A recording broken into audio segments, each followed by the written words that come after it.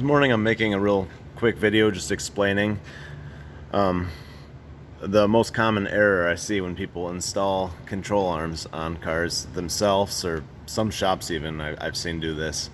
They usually come back in a few months and say, you know, the arm they installed, or the car's making a clunk, or the arm they installed is bad, and they think it's just because it's an aftermarket control arm or something like that. But what it usually turns out to be is the bushings, the bolt that runs through the bushing was tightened with the suspension in a relaxed state, with the car lifted on a hoist, or on the ground with a jack or whatever. Right now, if I was to remove this control arm, I can't just reinstall it, tighten everything up like this, lower the car down, and drive off. I can, and it'll last for a few months, but those bushings will prematurely fail because if you look at the I'm sorry, my light's a little, but this one's actually separated, and right now there's a lot of tension on that because this arm is not riding in the position where it would typically when the car is on the road. It's many degrees off. It's angled downwards. This runs fairly parallel to the ground when it's loaded. So the bushing has to be tightened. The bolt that runs through the bushing has to be tightened with the car loaded. Best way to do that is to drive it up on some ramps. If you're at a shop on a drive-on hoist, that's what we do.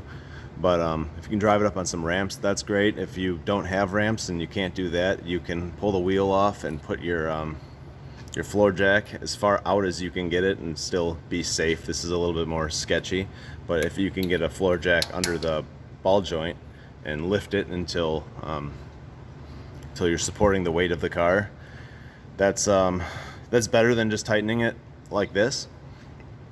It's still not 100% right. You don't have all the leverage you would have with the tire on the car, so it won't be exactly right, but you'd be better off doing that than you would just tightening it in a relaxed position.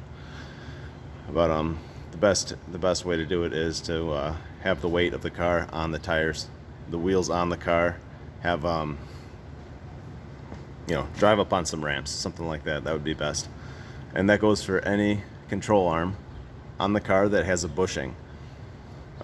Even where the shock attaches, there's less rotation here, but you still want to make sure you tighten that bolt because it goes through a bushing.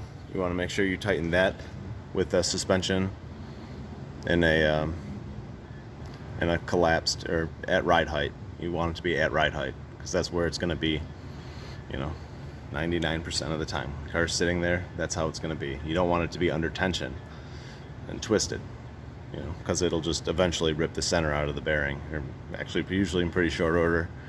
So that's it. It's just something I see all the time, and I just wanted to make a quick video explaining that it leads to premature failure. Thanks.